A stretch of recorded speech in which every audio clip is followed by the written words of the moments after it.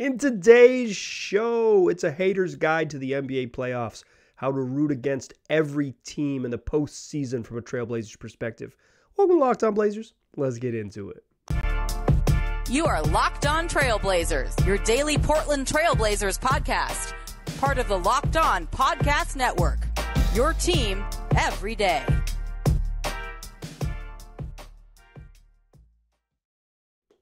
What up, world? It's your past first point guard and Trailblazers reporter, Mike Richmond. You are listening to another episode of Locked On Blazers, part of the Locked On Podcast Network, available wherever you get podcasts, and also on YouTube. Coming at you every weekday, Monday through Friday, so make it your first listen. Tell your friends to do the same. It's Locked On Blazers, your team every day. In today's show, 20 teams are going to go play postseason basketball, and the Portland Trailblazers aren't one of them. So instead of a traditional postseason preview looking at who might win the title, how about a hater's guide? Your team isn't in the playoffs. Let's talk about how to root against every team in the league. That's what we're going to do in today's episode. It's going to be a little fun, kind of a non-traditional approach to a playoff preview. The postseason begins in earnest on Tuesday, April 11th. You are listening to Tuesday, April 11th show. Got couple play-in games. I think the play-in rounds, really not a tournament, but play-in rounds followed by the actual playoffs. And let's just start with, we'll work our way through. Start with the play-in rounds, go through the Western Conference, go through the Eastern Conference, and give you the definitive guide, the definitive hater's guide to how to root against every team in the postseason. Starting in the 7-8 matchup in the West, the Lakers will host the Minnesota Timberwolves. And I know that it is easy as a Blazer fan. You say, I know what to do. Born hater. Anybody in that purple and gold, I'm rooting against them. I think you got to root for the Lakers here because I think you want the Wolves to lose, and then you want the Wolves to play a little bit better in the second play-in matchup such that the team that's already in complete disarray, their best defensive players punch in the wall, their best perimeter defender, I should say, their best, their starting center who they traded a haul for is punching their vocal leader in the chest on the bench after getting called a bad word, and ESPN is running cover for him. He's getting sent home. Rudy Gobert is suspended for this first matchup against the Lakers. But I think if you're a real hater from a Blazers perspective, what you want is for the Wolves to lose, Karl-Anthony Towns to look bad, Rudy Gobert to come back in the second play-in game, look a lot better, and say, you know what, for all of Rudy's flaws, and even though every single person in the organization hates him except for Tim Conley, and maybe Mike Conley, two Conleys are his friends, nobody else is, except for those two fellas, everybody in the organization hates him, so we had to send him home in the most pivotal game of the season. Might be better with him because he's so darn good on defense, and then Karl-Anthony Towns could wiggle free, and the Blazers could make their dreams come through with Cat. Cat's not my guy. I think he's supremely skilled on offense, but I don't think he's a good fit with Damian Lillard defensively. I don't love his temperament. I think his sort of false bravado rubs me the wrong way, but that's like a personal problem. That's not really a critique of his game.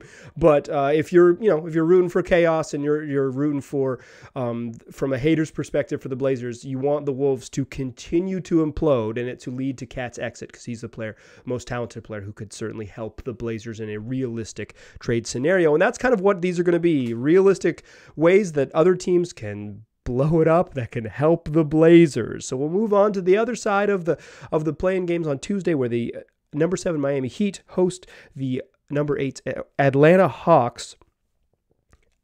I think you root for the Hawks here. John Collins makes too much money. DeAndre Hunter makes too much money.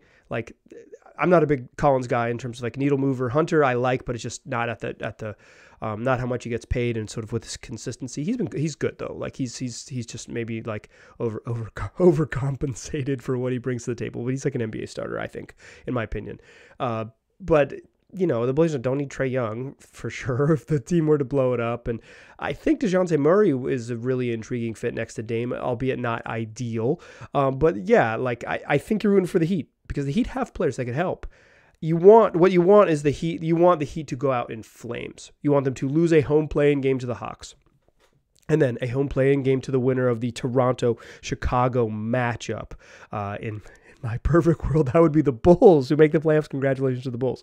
And then Miami has to make a decision whether they pivot and go young and thus making Jimmy Butler available for acquisition in the trade market, or they just get so frustrated with Bam Adebayo's sort of lack of like full growth on offense. Yeah, he's a really good passer. Yeah, he's like really improved in the pick and roll game, but he still doesn't quite take and make mid-range jumpers. His shooting range hasn't extended enough. He's not quite there. And they say, you know what?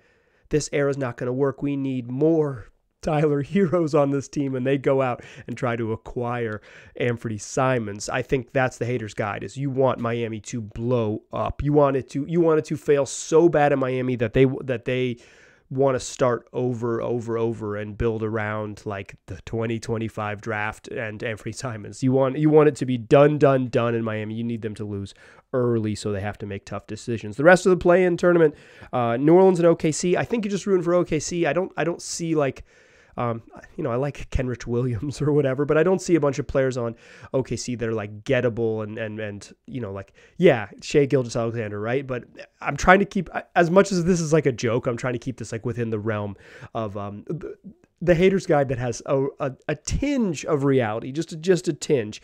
You'll see, because my explanation here for New Orleans is that Zion's absence and the loss to the Thunder just wears on Brandon Ingram, who has now said, is this ever going to happen? And he starts pining to play with the famously inclusive leadership provided by Damian Lillard in the Pacific Northwest. This one is off the rails. Like, this isn't going to happen. Maybe you're rooting for Herb Jones or Trey Murphy to wiggle free. But man, is Brandon Ingram like maybe the perfect player to think about like next to Damian Lillard? He's not quite, because I think the perfect player is something like Anthony Davis. But like, it's close. It is. He's up there just because of the size, some secondary playmaking ability. Is a tough bucket getter. So it's like when Dame's getting double teamed, just throw him the ball, he can go score. He's up there. Not the defensive presence that you would really need next to Dame, but the size. That BI's size is helpful enough to pass. Then on the other side, on the East, Toronto and Chicago. That's number 9 Toronto hosting the 10 Chicago Bulls in the second play-in game. What you need to see is the Raptors play just well enough. They could even win this game. They could even make the playoffs. But what you really need to see is that Scotty Barnes is the truth, and the new era is upon them. And when they get to those playoffs, they get thrashed.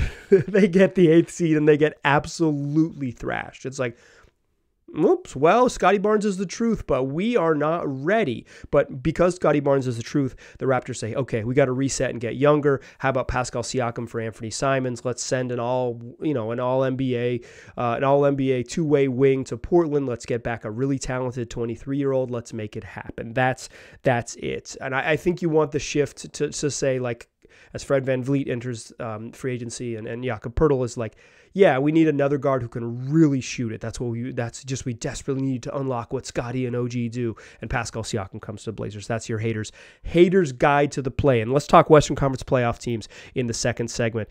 Who do you need to see fail?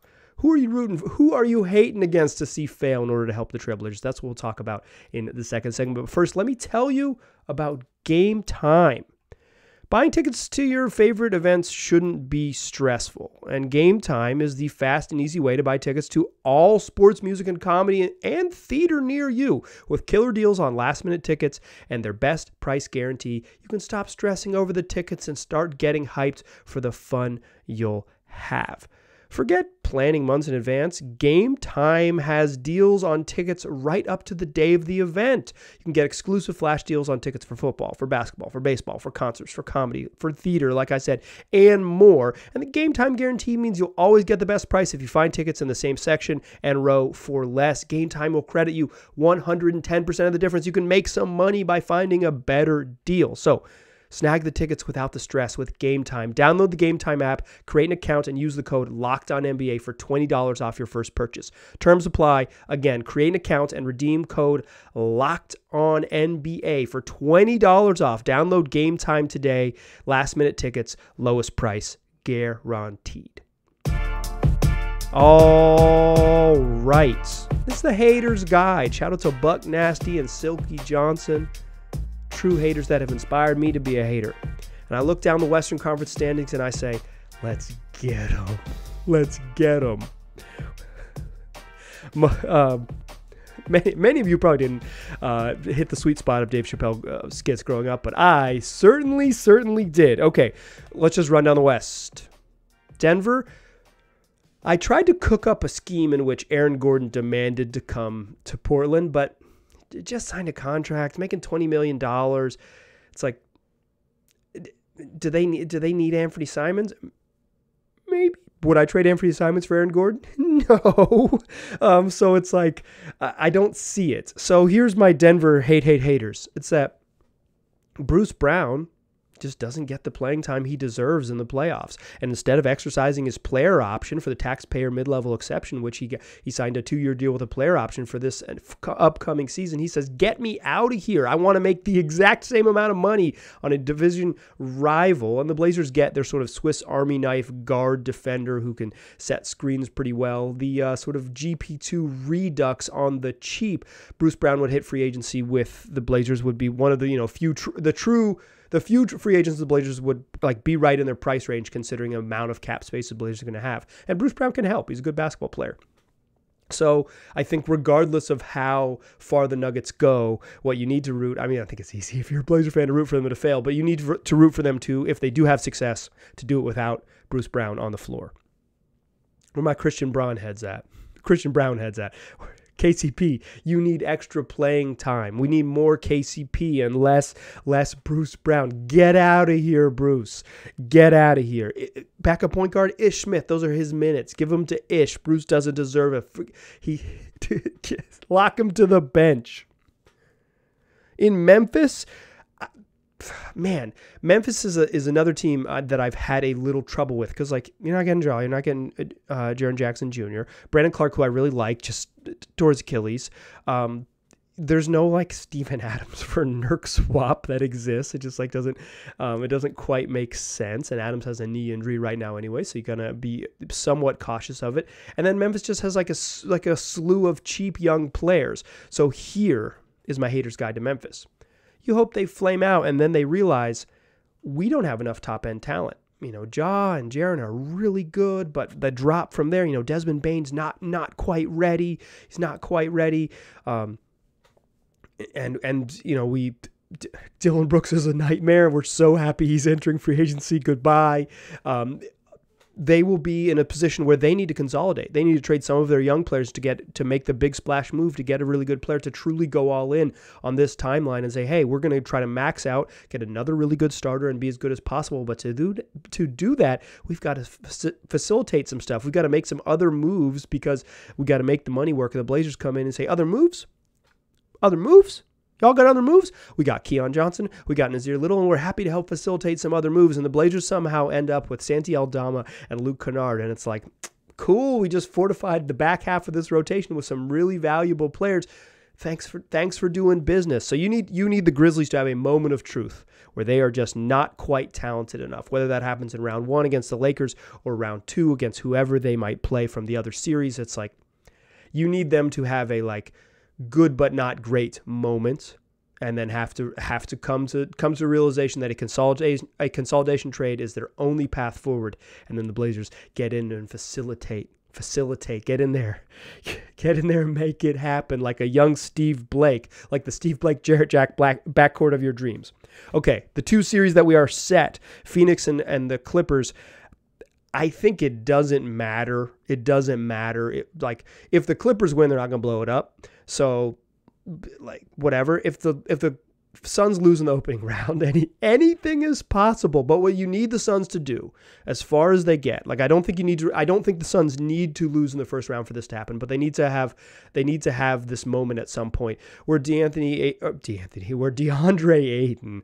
I was thinking DeAnthony Melton. Shout out to former Grizzlies legend and current Sixer great. But DeAndre Ayton has a moment where he's like, how am I still the fourth option? And the Suns, coming up against a giant tax bill after agreeing to pay for Kevin Durant, realize that, we might not be that good, and DA is just not what we need, and maybe finally we will consider some sort of Yusuf Nurkic, Anthony Simons picks changed in both directions, swap for DeAndre Ayton. Do I love that trade for the Blazers? No, but it's fun to think about. And that's a hater's guide, is that the Suns have to blow it up too. On the Clippers side, I don't really know who you get from the Clippers. I think the most intriguing option for me is that Terrence Mann doesn't play in the playoffs, and it's just like, they got too many dudes. Whoops.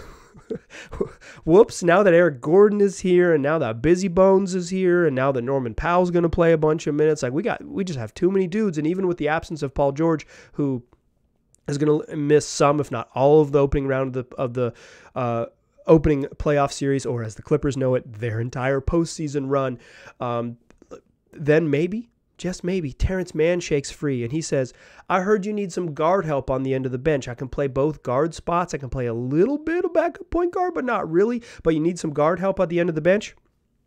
I'm entering unrestricted free agency. I'm useful, and I'd love to join the Portland Trail Blazers. That's the hater's guide. The other one, Sacramento and Golden State in the West. Let's start with the Kings. I don't know the hater's guide, but I think it's that Harrison Barnes, entering unrestricted free agency, sees rising rookie Keegan Murray in front of him, and he says, that dude's going to play over me. And he sees Kevin Huerter get minutes down the stretch, and he sees the Kings go comfortably small, bringing in Malik Monk, and he says, you know what? Good run in Sacramento. Incredible first year under Mike Brown, but I'm out of here, and I'm taking a fat discount, like the mid-level exception type of money, to continue my career with the Portland Trail Blazers in an effort to play for every mid-range team. Also the Warriors, but a lot of mid-range teams after that in my career. Shout out to Dallas, mid-range team, you know what you are. I'm not sure that's the hater's guide. I think the hater's guide to the Kings is that they flame out and you can just yell, light the beam. But you should be rooting for the Kings. They're a fun story. You can actually do whatever you want. The Warriors, hater's guide is that the Warriors lose like chumps. They lose like absolute chumps. And that Draymond, he wins a Webby Award for having the best sports podcast, and he gets some cash windfall from this Webby Award, such that he is willing to take a massive discount. And when he calls up LeBron James and he says, hey, King, you know, I want to join you. Hope that Savannah and the boys are doing well. You know, I've always thought you were the greatest of all time, the true GOAT King. LeBron says, wrong number, and hangs up. Draymond gets pissed and joins the Blazers for super, super cheap because him and Dame are friends. The hater's guide is that it blows up in the Warriors' face. And then I guess it's something like some mildly unfortunate thing happens to Gary Payton. Like, he stubs his toe really bad, but also like embarrassingly in front of a lot of people, and so you can laugh at Gary Payton. Okay, that's the hater's guide to the West. Let's talk hater's guide to the Eastern Conference. That's what we'll do to close the show. But before we hate, let's talk about PrizePicks. It's daily fantasy made easy. I play PrizePicks on the app, but you can play it on PrizePicks.com as well. Pick your sport and then pick your entry. That's between 2 and 6 players. You can even mix and match sports if you're feeling lucky. And then PrizePicks sets the line, and you go over or under that projection. It's as simple as that. I play basketball. Points, rebounds, assists, steals, stuff like that. PrizePicks sets the line. I pick my player. I say Anthony Simons over 4.5 assists. I win a little bit of money, plus safe and fast withdrawals. So when you do win, you get your money quickly. And right now, new users can sign up right now, PrizePicks.com or on the app. When you download, put in that promo code LOCKEDON. You get a 100% deposit match on your first deposit up to $100. So that means you put in $100, they give you $100. You put in $50, you get $50. Go take advantage today. Use that promo code LOCKEDON, PrizePicks, or wherever you download mobile apps. PrizePicks, daily fantasy made easy. Still a pass first point guard. Still Mike Richmond, and you are still listening to Locked On Blazers. It's the hater's guide to the playoffs. In the Eastern Conference, the Milwaukee Bucks. The hater's guide to the Bucks was hard. This was the two teams in the Eastern Conference are probably the hardest. Generally speaking, the top tier teams were hard for me. Denver was a little bit dicey. Memphis was a little bit dicey. Milwaukee, the number one seed in the East, a little bit. It's like, so what do they want?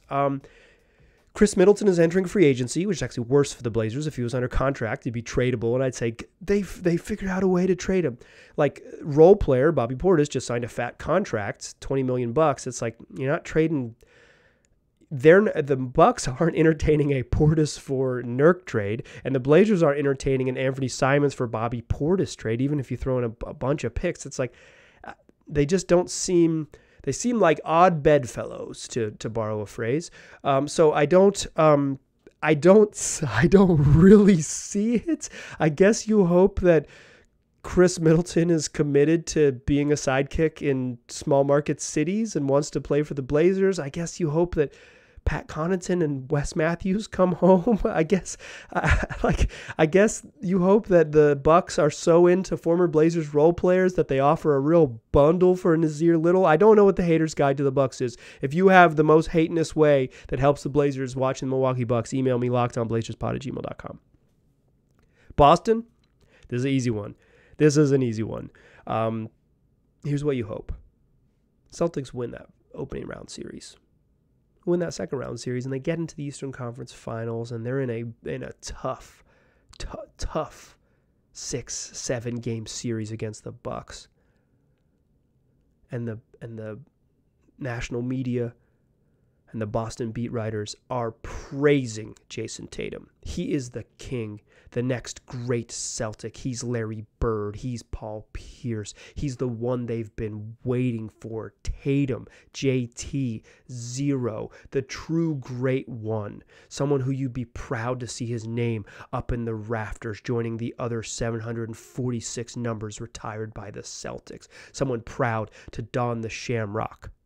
And his running mate, Jaylen Brown, says, "Dog, I do not want to hear it. I'm out of here. I miss Ime Udoka. I miss Damon Stoudemire. And those two dudes told me that Portland is the spot. And guess what? When I came into the league, my representation, not for my contract, but for my endorsements like sneakers and stuff, was the Goodwin Agency, the people who have represented Damian Lillard from day one, Oakland's own, the Goodwin Sports Group, or whatever it's called, Aaron Goodwin's agency." And he says, "I want the Goodwins to bring me home to Portland," and the Blazers orchestrate a trade because JB, he doesn't maybe demand a trade. He just quietly says, "Hey, Brad," talking to Brad Stevens, says, "I know I'm on Dame's list. I gotta be. We're friends from way back. I was part of his, we had the same agent. I was boys with his people. They helped me get my footing in the league, and now I'd like to rejoin him. And how about some picks in Anthony Simons? I would love to head west to Portland."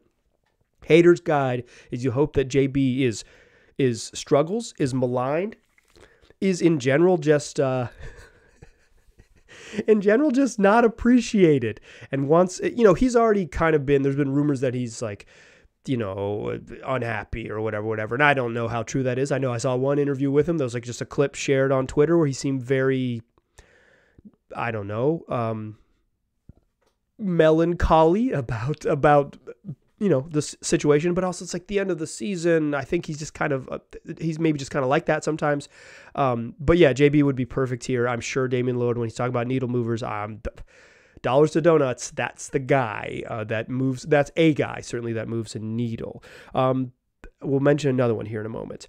In the Cleveland-New York series for the Knicks, you're hoping that the Knicks struggle and that when they get down to the end of the games, they're playing Isaiah Toppin. And then when Mitchell Robinson, their starting center, who's already complained a little bit about his role in New York quietly on social media, says, at the end of games, you're going small with Julius Randle at the 5. You're playing Isaiah Hartenstein in front of me at the 5 to close games. I'm out of here. Free me. Get me out of here. And while under contract for multiple seasons, demands a trade. And the Blazers swoop in and somehow swap Nurk for Mitchell Robinson and make it happen. And the Knicks, who have a whole bunch of money owed to RJ Barrett, are going to need to pay Josh Hart, who's better than RJ Barrett, are going to need to pay Quickly and Grimes and all of that coming up, say, we got to get out from under some cash. So they get rid of Obi Toppin too, and the Blazers somehow end up with Mitchell Robinson and Obi Toppin. The magic haters' guide is that the Knicks flame out. The other reason I think you want the Knicks to flame out is because I don't know what to do with the Cavs. In fact, in my notebook, I just wrote down "Go Cavs?" because that's a weird team for the Portland Trailblazers to try to trade with. They don't need guards. So like even a sort of like you want Shaedon Sharpe Godfather offer for Evan Mobley. No, thank you, right? Like, we're cool.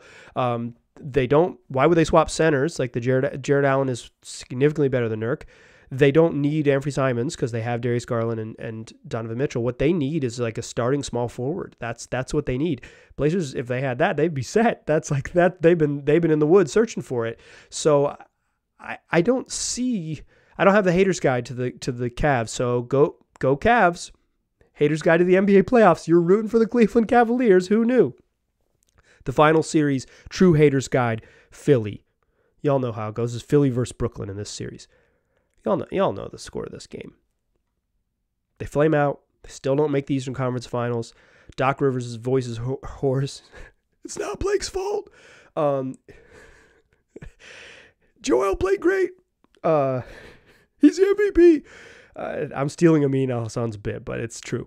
Harden goes to Houston. James Harden says, Doug, I should have never taken a discount here anyways. I always love Houston. I want to go home. I'm going back. You can't stop me. I'm going back to the place I love where they've retired my jersey. Not in the arena, by the way, but at some businesses around the greater Houston area. His jersey was retired. He goes back, hangs out with all his buddies, people who love spending money at the club. It's warmer. I guess they got a better club scene. I don't know about this. Harden returns to Houston. The loudest whispers. People are straight stage yelling that he's going back to Houston. And Joel Embiid says, if he's gone and we can't make the Eastern Conference Finals, I'm out of here. I'm teaming up with the greatest pick and roll point guard in the league right now.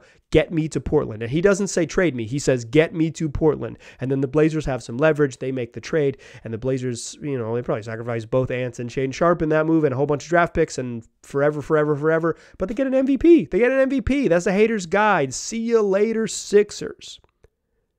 And on the other side, you're hoping Mikal Bridges is miserable in Brooklyn. Miserable. You're hoping they get just creamed in the opening round, or even if they don't get creams, Mikal Bridges is miserable. And he's miserable. I've cooked up a way that he's miserable. His buddy, good friend, Cam Johnson, isn't playing.